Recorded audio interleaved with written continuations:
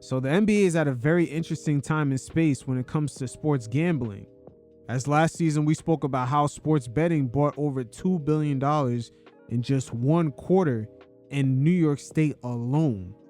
And then when it comes to this gambling endeavor, as the NBA and other sports leagues try to corporatize this industry, which has always involved the underworld, there are going to be quite a few hiccups. And in this segment right here, we're going to learn how the Jontay Porter and also the situation with Malik Beasley has a lot of evidence of being connected to a few people that are on Knicks Twitter.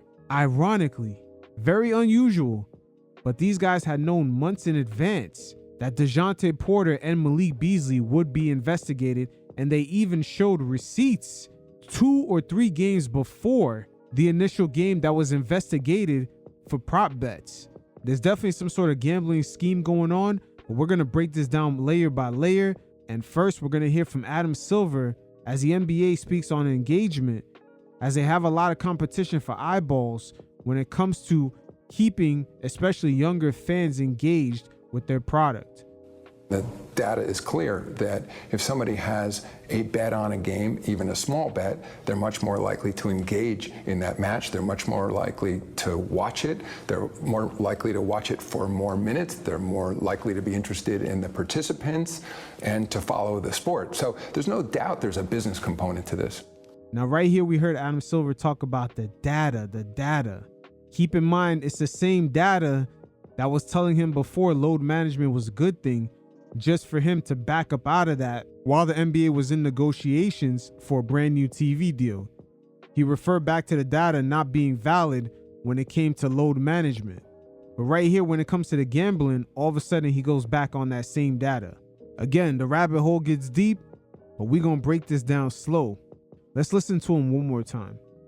The data is clear that if somebody has a bet on a game, even a small bet, they're much more likely to engage in that match. They're much more likely to watch it. They're more likely to watch it for more minutes. They're more likely to be interested in the participants and to follow the sport. So there's no doubt there's a business component to this. There's definitely a business component to this, but they're going to have to accept the good and the bad. And as we go through this segment, we're going to see the Jontay Porter incident has a connection to the Malik Beasley situation, as both players had debts owed to people that were on Knicks Twitter. Again, the rabbit hole does get deep. We're going to break this slow. And just to stick to Jontay Porter and his situation, and how Terry Rozier was also kind of linked in a similar way before he was found innocent. The issue with the prop bets puts the leagues in a very sticky situation, and it also exposes that all the gambling companies, they have third-party entities working alongside with them as almost a collaborator, letting each casino know unusual bets. So some of you fellas that love hitting up some of those gambling apps, just know that once you get too good, even if you're not committing any type of crime or fixing any games, they do have an entity where they could share information and how often you do come away with the pot. Now, the NBA made an adjustment after the Jontay Porter situation, in which players who make under a certain amount of salary, you cannot place prop bets on those players. So they kind of put in a little play to avoid that system. And this is where we get into the meat and potatoes, because Pablo Torre and a few other NBA media members had tracked down a few people who actually knew in advance, about 6 months, that Jontay Porter and Malik Beasley would be investigated in some sort of gambling scheme. You guys check it out, and every once in a while, I'll check in. So Miami Heat guard Terry Rozier, who's under contract with the Heat as we speak, he became the second player after Jontay Porter to be publicly identified as a part of this federal investigation into sports betting. And what I'm told is, contrary to Shams Charania's reporting, is that Terry Rozier has not been cleared of any wrongdoing, only that his name came up in the existing federal investigation. That's very interesting, because that was not the narrative going on with the Terry Rozier situation. The way it was reported, it was almost as if his name was cleared. See, the league is in a sticky situation because it's the way they overtly promoting this. And for them to just have all these lingering investigations over their heads, even their media partners are reporting certain stories kind of very secretive. It's either the follow-up to these investigations are going out of the news cycle, or just the way the Terry Rozier follow-up was made, and it made it seem like his name was cleared. And this relates directly to why Moose is this character that we're focusing on, because Free Moose _NBA, Tom, speaks to the federal investigation, which clearly is also still ongoing. Right. On that day, the same day that Terry Rozier news drops, this guy, Free Moose _NBA, tweeted something that was even more provocative, because on that day, he posted, quote, "First was Jontay, then was Rozier. Next you'll hear about capital M, 4 asterisks, capital B, and then 6 asterisks." This guy, Free Moose NBA, posted another tweet right after that one and said, "There's another current player who's gonna have a report come out about them next. Won't say the name, but they play on the Pistons right now." What this is the first documented mention by anyone anywhere that Malik Beasley was going to come up as part of this investigation. This is how this news actually breaks. Free Moose _NBA has it in that rule of 3 tweet. And in this reporting, I determined this guy at the time of this tweet had something like 10,000 followers. And a lot of them were like, huh? Like, what? One of them later that night in a tweet exchange with a Pistons fan, because Malik Beasley at this point is playing for the Pistons and being awesome. He tells Moose, "You're lying, bro. Show me any amount of proof, bro. You don't know what he means to us." And Moose says, quote, "I can't yet. I'm sorry, but gotta protect myself." 15 views on that tweet. It's incredible. I mean, this 15. This time capsule, which is almost 6 months before the news breaks, right? On the eve of free agency, 6 months before it happens, it's happening in the mentions of this thing. So that's the crazy thing about this is maybe you think, oh, he's just throwing shit in the wall and tries to see what sticks, right? Shot in the dark. Then he quote tweets that tweet with a screenshot of a betting slip from January 22nd, 2024. That betting slip is Jontay Porter unders. Under on points, 5.5, and under on rebounds, 3.5. Now, I know what you're thinking. Oh, yeah, that's the game, right? No. The game that was in the court filings that under investigation was, for the first time, was January 26th. Sheesh, that rabbit hole is getting deep. It seems like the feds were a little bit late onto the scheme. Even their investigation was, it was off. This scheme by Porter seems like it was going on long before they just actually reported it. And this might have played out for optics reasons. They don't want to make it seem like this was a long going thing. But again, the way the NBA is interacting with the online world through streaming, or even their media partners like ESPN, now having the online personalities, these stories are going to be very hard to suppress, especially if they get way, way too deep going down that rabbit hole. Yes. Meaning, whoever placed the slip had the in on the Jontay Porter action months before the investigation was announced. The question here is now very simple, right? On some level, because the entire internet, the entire NBA, we can now confirm this, right? Everybody begins to ask, Tom, who the is Moose _NBA? How did a random Twitter user on NBA Twitter know about both Jontay Porter and also Malik Beasley on the day that Terry Rozier's name was included for the first time, the second of the 3 guys, before any of this was breaking? Making things way more complicated is that Free Moose _NBA deleted his account and then disappeared off the internet. Now, after some deep digging, I'm not going to lie, some of these media guys were right on it. And Free Moose comes out of NYC. There's cameras everywhere, especially if you go into Knicks games and you're sitting courtside. Yeah, they're going to scope you out. There's all kinds of camera angles in MSG. And unlike other NBA arenas, Madison Square Garden is almost like a police station hub. More than 90% of the security at that arena is NYPD officers, because the city has a contract with James Dolan, and Madison Square Garden events, I should say, not just the Knicks, it's the Rangers or just most events. And Adam Silver, or I believe Commissioner David Stern, had made a couple of fusses about some of the officers bringing their street energy into that arena. And the presence of just being over policed in that arena is kind of hostile to fans who are just coming in to have fun. But living in NYC, there's cameras everywhere. And these guys were not only able to track down this Twitter user, but he also made the mistake of agreeing to a phone call with one of these media members.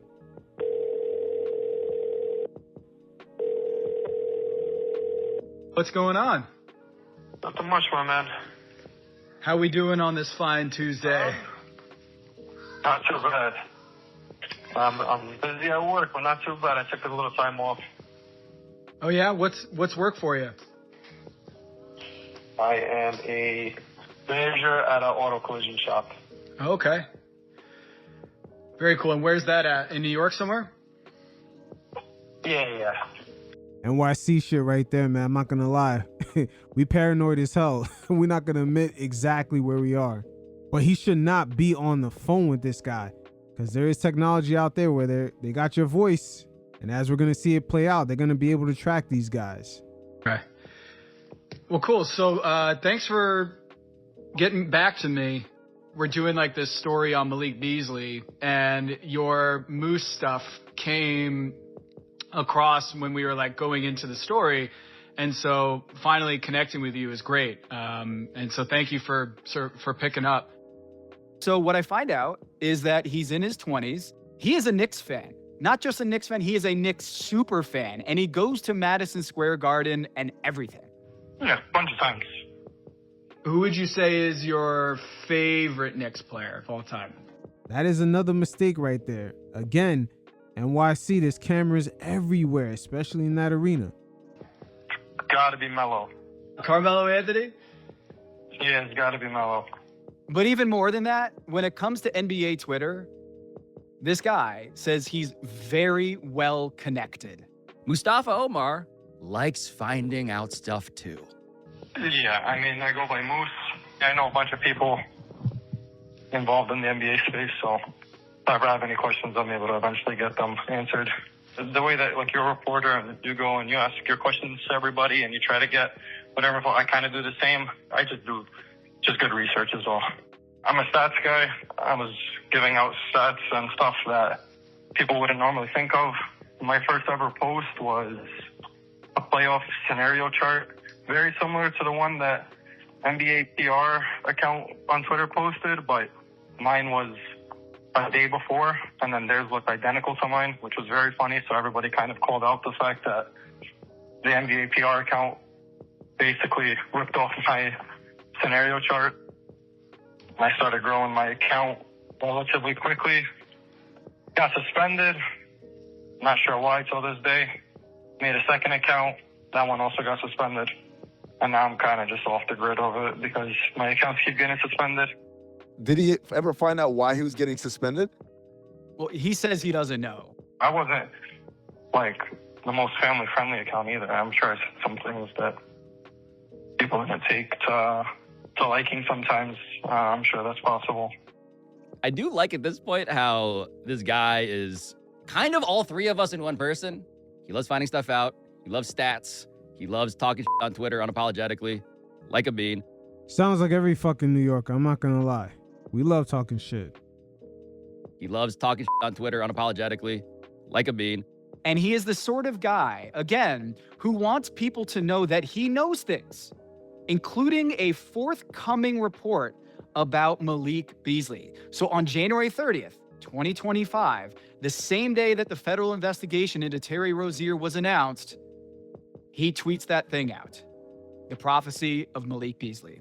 I mean, I just did it to be a little cryptic. I knew nobody would believe it, but obviously it's fine. I just put it out there just to be a little, like, cryptic for when it did come out. People could look back at it the way that they did when the news did came out.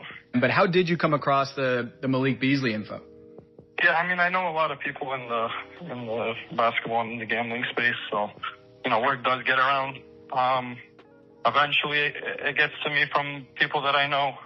Obviously, people I'm not going to, like, sit here and name, but I do have people that do know a lot about, the gambling ring and NBA and stuff. And I didn't know about Beasley during when he was actually doing it. And just to be clear here, that's Moose talking, right? He's saying Malik Beasley did it. That's not us saying that. I found out this past January 2025, and obviously now they are suffering having to let him walk in free agency and replace him with somebody like Duncan Robinson, who's not even close to the caliber player that I thought Malik Beasley was this year. So when I asked Mustafa Omar who told him about Malik Beasley specifically, he kept claiming that this was something he saw on Reddit, which was kind of strange. This is something that was dug up from Reddit. I mean, everything that I found and I tweet about, I only tweet about it because I find it publicly first. I know people, I know things, but also I saw this on Reddit. Again, of course, Medea's family reunioned this. We scanned through everything we could find on Reddit, looking for a hidden Malik Beasley.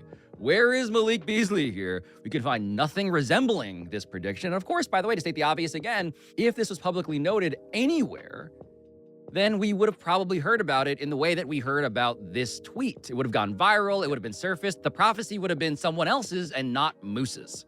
So then I started asking Mustafa Omar, Moose, about the Jontay Porter FanDuel betting slip that he posted, which again was placed on January 22nd, 2024, months before the Jontay Porter investigation was ever public. Now, when I asked him about this, he became cagier than he'd been at any point in our conversation. Honestly, I don't know much about the slip. Like I said, it was just sent to me from someone, but... He said it was sent to him from someone else. It wasn't his betting slip. He just happened to get it and then post it onto his account. And this is where we should mention something we have not yet told Moose, which is that deep in our reporting, we found yet another screenshot. Yes, another one from Moose's private paywall Discord, where he was trying to drum up business for his next meme coin, the sequel, not just National Coin Association, which he apparently, lost his shirt on. The goal this time, a quote, over 100 million market cap, end quote.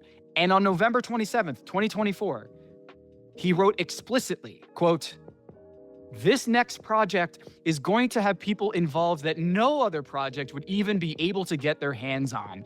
Some names I can't even legally mention because they made so much money off a certain NBA gambling incident last season and are facing trials. But they will be involved in this. So hold on. At this point in time, November 2024, the only gambling incident known, confirmed in the NBA is Jontay Porter. Yes. In the Jontay Porter story, the feds found this deeply sloppy private Telegram chat. And the most memorable character in Jontay Porter's group chats was the owner of a deli, on Roosevelt Island here in our city of New York. And this deli owner, who I mentioned at the top of the episode, was not merely a person that Jontay Porter owed, quote, significant gambling debts to, according to federal prosecutors. I also remember this deli owner as a New Yorker because he had been previously embroiled in a scandal of a different kind. And this is the scandal that involved an unhoused woman who fell into the subway tracks as the F train was approaching. And as a result, she lost both of her legs.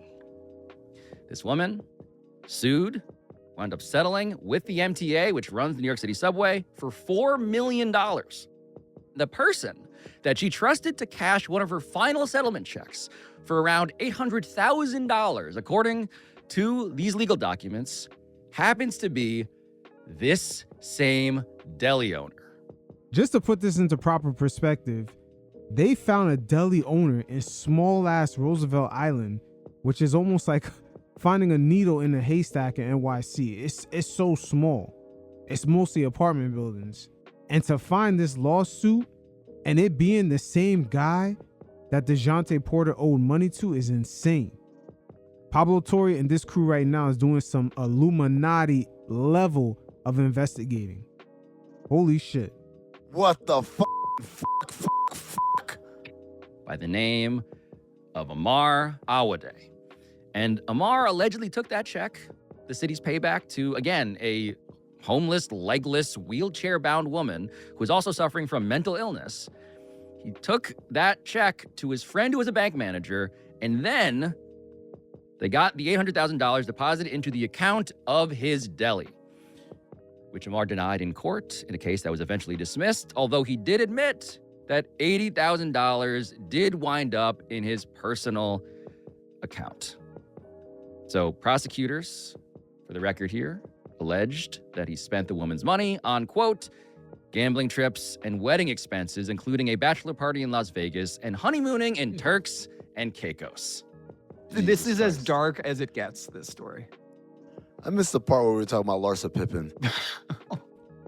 My man spent that money like a woman. God damn. He did everything but get a fucking BBL. Things were so lighthearted back then. What I want our audience to know is that what I started doing at this point was comb through every publicly accessible social media profile we had ever found for our guy, Moose. And while looking through the names of the people that Mustafa Omar is friends with on Facebook, I found one extremely familiar name. The Twitter user that's named Moose is friends with the same guy that the Jontay Porter owes money to, the bodega owner that cashed that $800,000 check for the one-legged lady. This shit is crazy. So he's not lying when he says, I'm connected with a guy who's involved in the NBA's gambling incident. Yes, a certain NBA gambling incident. There, in fact, is a connection. We have just verified that. They are literal Facebook friends. And furthermore, what I did with my life was I naturally plunged further into the Amar Awade rabbit hole. And this one brought me to a source that I encountered here in New York City who knew him from back when they were both frequenting these allegedly illegal private poker games in Manhattan around 5 to 8 years ago. And my source says that this game that they were playing in actually took place in a private apartment. This is how this worked. Residential building, top floor, just blocks away from Madison Square Garden, actually. It has since moved, but that's where it was at the time. And it's a sort of game where the minimum buy-in is $2,500, aka the monthly allotment for weed, according to the trap rules that we encountered before. There is no maximum, it turns out. And it's otherwise full of lawyers and doctors and hedge fund managers. And also, according to my source, several of the names on those Jontay Porter group chats who also wound up getting arrested. One of those Porter associates who got arrested was a dealer at this poker game, I am told. Another dealer who went by the name Bruce. And both of those guys, obviously, also got ensnared in this probe. And anyhow, when I showed my source to, again, fact check this profile, this Facebook profile of Amar Awade, what he immediately said, without any knowledge of any of this episode, I didn't mention Mustafa Omar and how they're friends or anything. I showed him this photo, and my source just immediately laughs over the phone. And he identifies him as, oh, yeah, I have stories about this guy.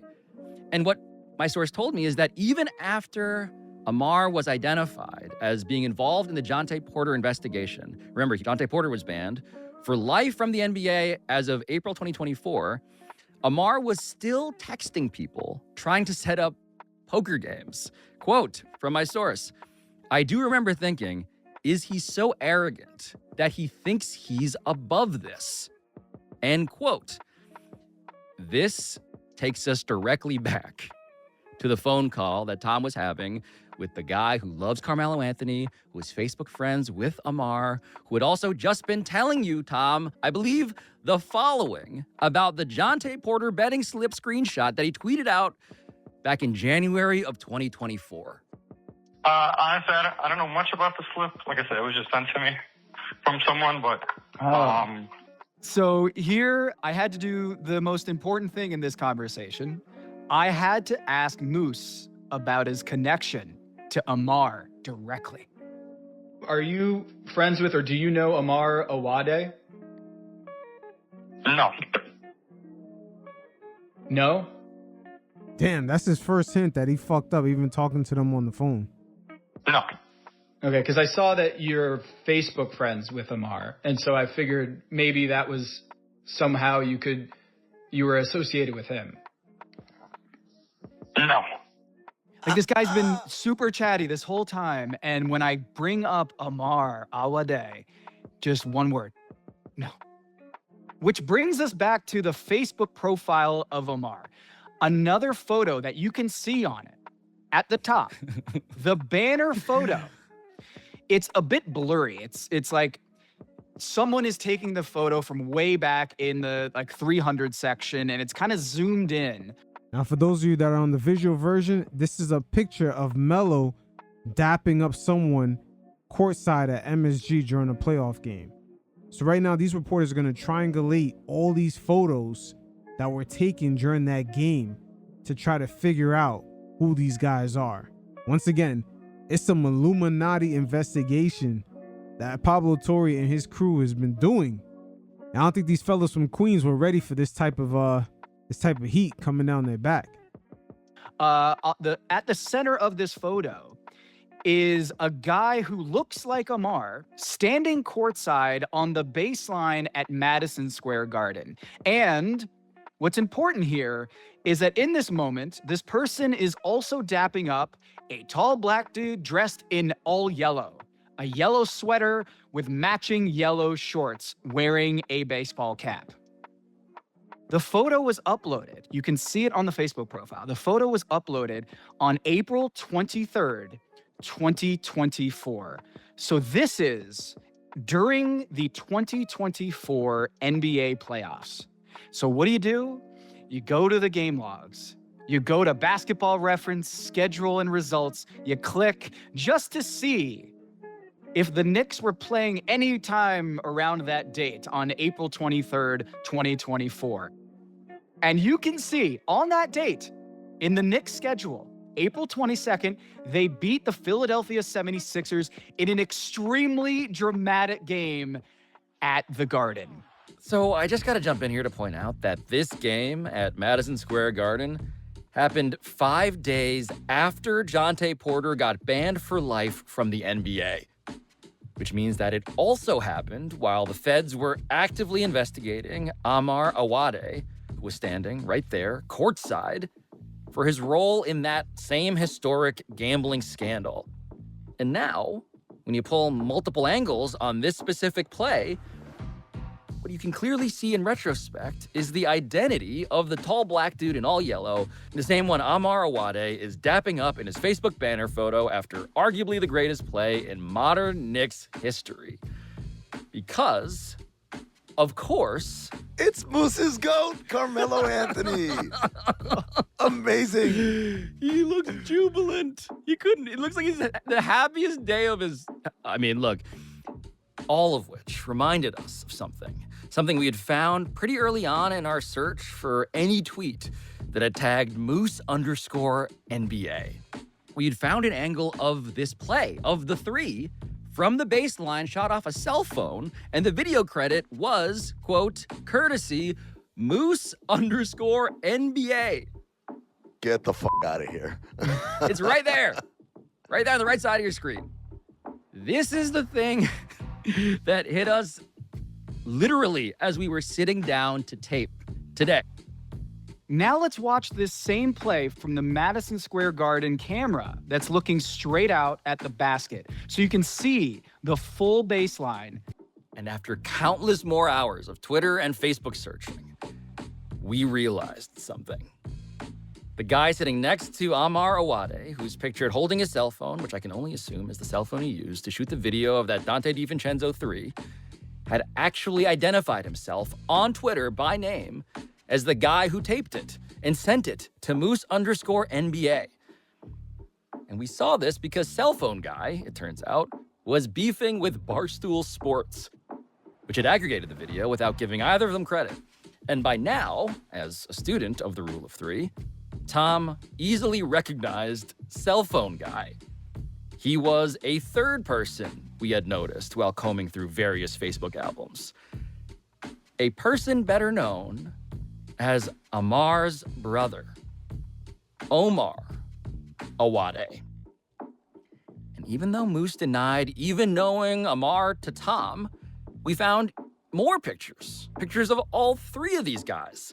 Graduations, parties, weddings. We even found a video of Omar wearing a Sprewell jersey going to a Knicks game with Moose, who was wearing a Carmelo Anthony jersey that by now all of us had seen a lot. What's up, everybody? It's your boy Omar, the newest member of Spectators. On my way to the Knicks game, you see me decked out in the Sprewell. Had to do it to him. Magic is in town. Just smoked him by 30. About to smoke him by another 30. And I'm on the way. Come roll with me. At which point, it became clear that Moose_NBA, Twitter's Malik Beasley prophet, was more than just Facebook friends with alleged Jontay Porter co-conspirator Amar Awade. Moose was his relative, his cousin. And this is where it takes us back now to the legal documents as we try to connect all the dots here, right? So generally observing the following. In the Jontay Porter legal documents, quote, a relative of the defendant, Amar Awade, whose identity is known to me, placed a $10,000 parlay bet through betting company one on the under for player one's three-pointers, assists, and steals. It goes on to talk about how the relative won $85,000, netting a profit of $75,000. Sheesh. For those of you watching the visual version, Amar's name is on the paperwork for the investigation by the feds on Jontay Porter. Once again, these guys are connecting the dots.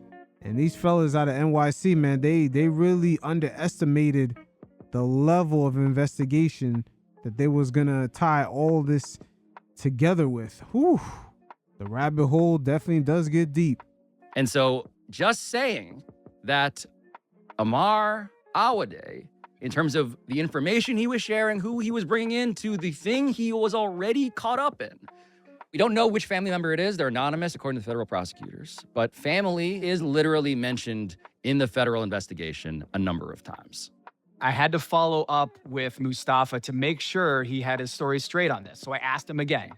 You did not get information on Malik Beasley from Amar Awade, who is part of the Porter case? No. Like I said, I got it off of Reddit. Do you have that Reddit forum that you got it from that you could show me? I could probably find it. Yeah. Would you be fine with me searching it and then getting it to you on Twitter? Yeah, that'd be great. Man, that motherfucker is not hitting you back, brother. He is not hitting you back. That is code red to, drop that number if you have to. These guys are on your heels. All right. Let's do that, son. Despite the preponderance of evidence from his own posts and his own brags to having a connection to someone in this, he claims zero knowledge and that he got it from Reddit. Yeah, he said he got it from Reddit, and it was public. And after I hung up with Mustafa Omar, who promised me to hit me back on Twitter and send that Reddit post that would clear him of all of this and just say, hey, they had it. It wasn't me. What happened next was I logged back into my Twitter account and I DM'd him back a reminder being like, hey, if you can just grab that Reddit post and send it back to me. Bloop. I got an error message. And that error message said, message not sent, sending direct message failed. I thought my internet was down or that he turned off his DMs, but nope, guys. He had shut down his account. Damn, I called that out perfect. Yo, when I say us New Yorkers are paranoid people, that dude shut down that account. Man, he paid it in full if he owed any money. He made sure that account could be erased from the record books. Shit, he might even send him a screenshot himself to tell him that the account is disconnected. He's out of there. And so I was like, you know what? I'm going to check his Facebook profile. And guess what? That too, guys, was taken down seconds after we got off that phone. All of it gone. The timeline has the Jontay Porter betting slip, right? This is now what Moose had posted That was dated what, Tom? The betting slip, if you look at it closely, it says January 22nd, 2024. Okay. The game one in the Jontay Porter case came 4 days later, January 26th. So that's important here because this actually predates that game one. Which is to say, I mean, that what we are circling here, what we've been exhaustively reporting here, actually is ostensibly an expansion of the scope that the Eastern District of New York, the U.S. Attorney's Office, had published, which started 4 days after this. Yep, on the 26th. So the feds, the way they were investigating Jontay Porter, they actually went through the scheduling a little bit too late because he was already fixing games before they started their investigation. So I believe it was on the 26th is where they started. And in reality, he was fixing games for a while, way before that. Again, the rabbit hole gets deep on this situation. And for those of you that are watching the visual version of this, I've included all the screenshots. But here we have all of these connections to indicate that actually the dude who's ensnared in that thing, Amar, is connected to the dude who posted this thing from 4 days before that. So remember, we have the betting slip January 22nd. We have game one of this inquiry with the feds on January 26th. Then 5 days later, we get a flurry of unusual betting activity on Malik Beasley's unders for his 2.5 rebounds. Yes, and that unusual betting was also reported by a third-party company that's in collaboration with a lot of sports books. That one entity is supposed to notify everyone else on unusual sports betting. And I'm gonna add a little extra sauce on top, more than likely because everything's on an algorithm. The odds that they're gonna give you may end up looking different on your app versus someone else who's more of a novice player. Make no mistake about it, they're sharing that information. At a sports book that flagged this to ESPN. So we have within less than 10 days, the betting slip, the first Jontay Porter game, and the Malik Beasley game. We have to note the timeline here that this January 31st game it's not like a random game in terms of the timeline of things. It puts it within basically a week. It's all when this stuff was happening. In our example, again, of the rule of three, this is how this all was unfolding. What we've established in that timeline is that there are some things that are documented and undeniable and confirmed in terms of, yes, connecting, or at the very least, moving the dots close together. They're all conspicuously proximate to each other. And by the way, we've also been making calls about Malik Beasley. Malik Beasley's attorney, Steve Haney, Tom, he did send us a statement, right? Here's the statement from Steve Haney. Presuming someone is guilty when they haven't been charged with the crime, let alone convicted, is a dangerous narrative. The mere allegations have caused irreparable harm to Malik's image, reputation, and career. Now, here's another interesting dynamic at play. Malik Beasley may have a lawsuit in his hands if he is found clear of all these allegations, because the timing of the news of him being investigated, it came out right before he was about to sign, I believe it was a $42 million a year contract. So unlike Terry Rozier, who was already locked into his contract, this affected Malik Beasley's money. And this is a guy who had probably a record-breaking season when it comes to three-point shooting. Last season, he was one of the better three-point shooters in the whole league. But once again, the benefits the NBA is seeing as far as the money side to this whole gambling venture, it outweighs the negatives. The note I want to get to at the end here, by the way, is that when it comes to, so what explains all of this, right? Our investigation continues. It does. It continues because we have reason to believe that these are not coincidences, that these are connections. We have reason to believe that when it comes to unusual betting action coming in on an under, Malik Beasley winds up hitting the over pretty hard through his level of hunger and play. But you also have Moose and Amar and this Facebook friendship and these details and these pictures courtside that we should not say what we are tempted to, this is where I should probably mention that the lawyer for Amar Awade, who is currently on house arrest, declined comment to PTFO, as did the U.S. Attorney's Office for the Eastern District of New York, which is an entity that I now wonder about too.